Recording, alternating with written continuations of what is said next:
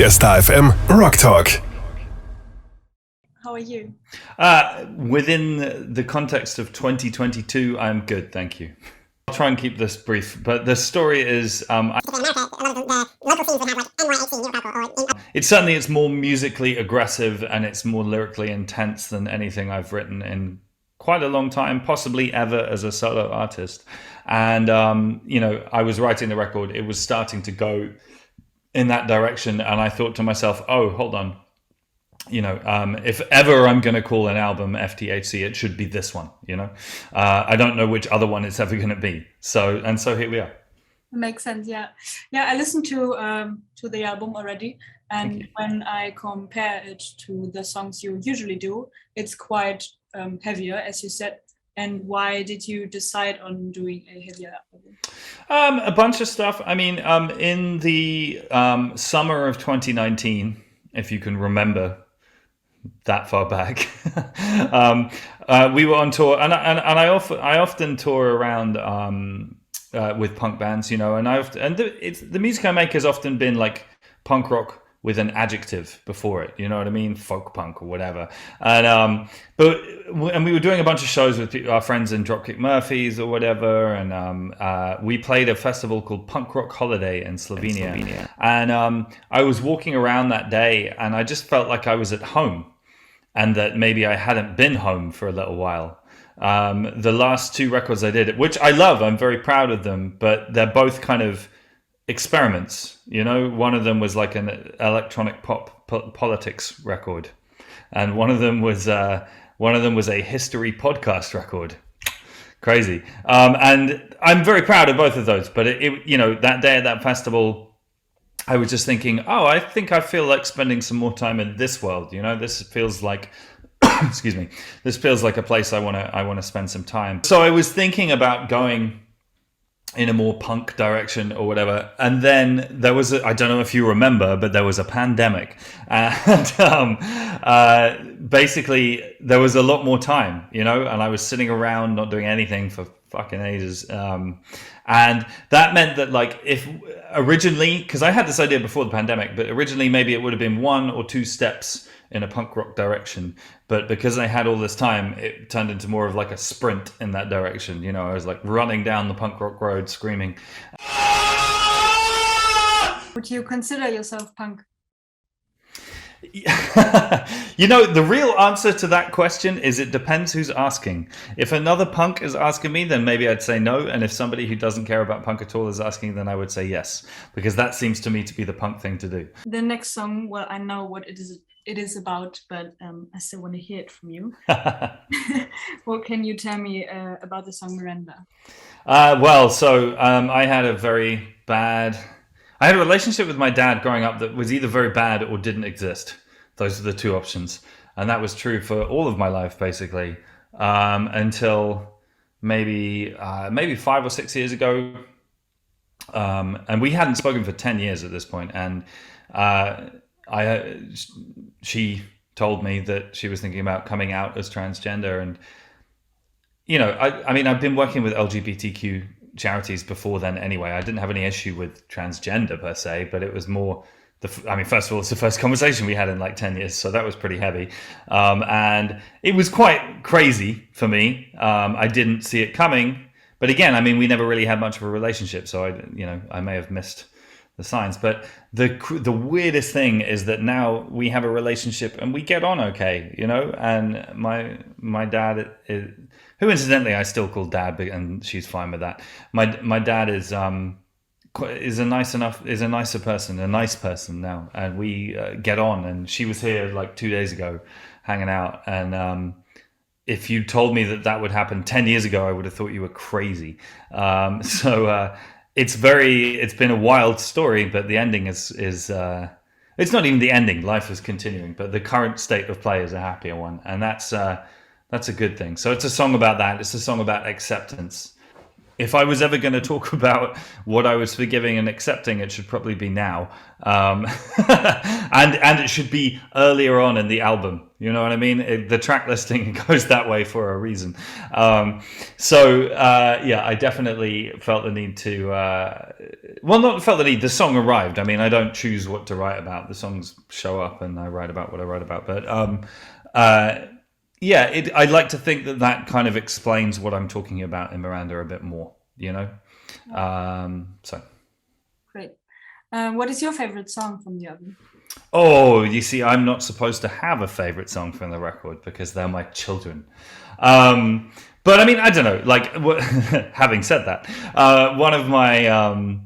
I have many. One of my favorites is The Resurrectionists. I'm a big fan of that song. I think it's one of my favorite sets of words, of lyrics that I ever wrote in my life. And it has my friend Simon from Biffy Clyro singing on the song. And that's cool because he's a dude. I read that back in your 20s, you tried to become the most touring musician with like 120 tour dates or something. Why didn't that turn out? Well, I mean, there was a time in my life when I wanted, to be the hardest touring motherfucker in the world and all this. And there were some problems with that. The first problem is if I was trying to go for some all-time world record, it's never going to happen because of the old blues players. People like B.B. King and John Lee Hooker. Those guys played 3 shows a day, 364 days a year for like 60 years. Like, just never going to beat that. So that's the first thing. And the second thing, you become quite one-dimensional as a person if you just do one thing forever. You know what I mean? It makes it kind of boring.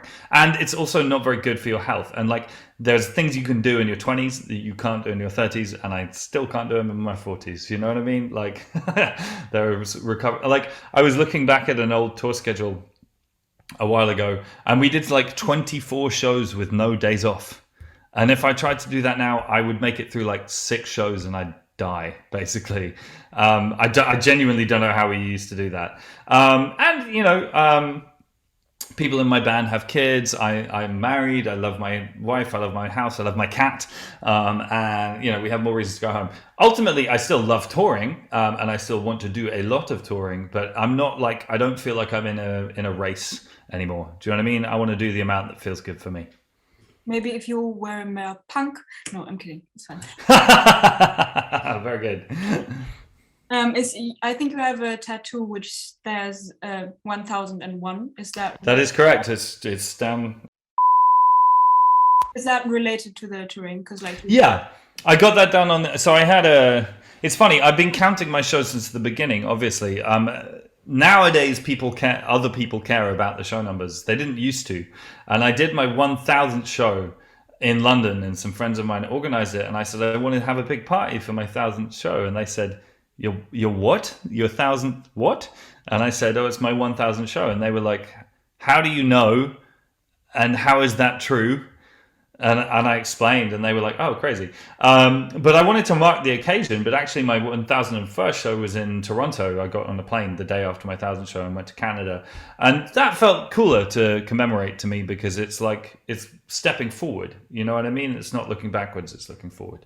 Why do you like writing lyrics about women so much? Wow, what a question. I mean, I think that first of all, I like to write lyrics. I mean, secondly, in the past, I wrote about my personal life a lot. And that involved, generally only 1 or 2 people, but they were women. And hopefully in a way that pointed out that it was all my fault. 99% of the time. I read history books all day, every day. So I just had all these little notes of people I'd sort of read a couple of lines about and been like, what the fuck? So I started to write these songs. And about halfway through, like 5 or 6 songs in, it was like, oh, well, thus far, all of the people I've written about are female. And there is an obvious politics to this. You know, if you're trying to tell stories that I feel are underrepresented and they're all about women, well, hey, the way that I choose to think about it is that, like, I exist, I have a platform and an audience and all the rest of it, and I could choose to talk about this, or I could choose to talk about my own fucking bullshit again. You know, or I mean, do you want me to write a record about men's history? That doesn't seem very interesting to me. So if it's historical characters, your wife doesn't concern that, right?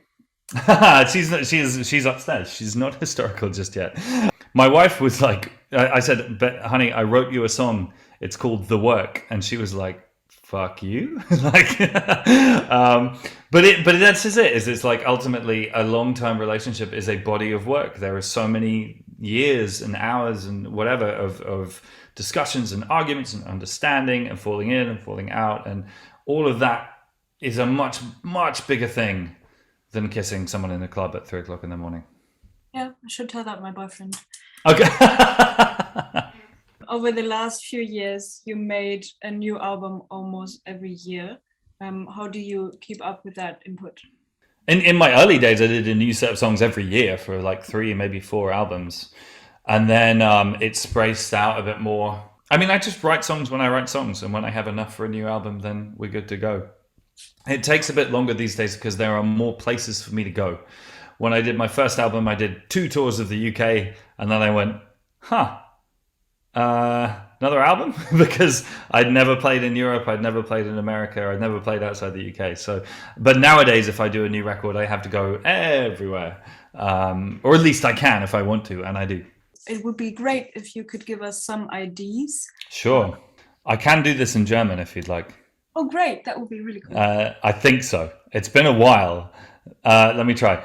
Hallo, das ist Frank Turner und ihr hört Star FM Maximum Rock. Sprachenlernen Bubble. Do you have a ritual before going on stage? Yeah, but it's mainly, it's quite boring. I have to warm my voice and I have to take care of my terrible, shitty, broken back. So I do a lot of like Pilates, stretching and that kind of thing. And there are kids who think that backstage is like a crazy rock and roll party the whole time, and they come back and everybody's just on yoga mats doing stretches. You have quite some tattoos. Did you need to hide them in front of me? Yeah. I got my first tattoo when I was 16 years old, and my parents did not know until, well, I thought that they didn't know till I was 21. But my mum told me the other day that she knew before then, because mothers always know.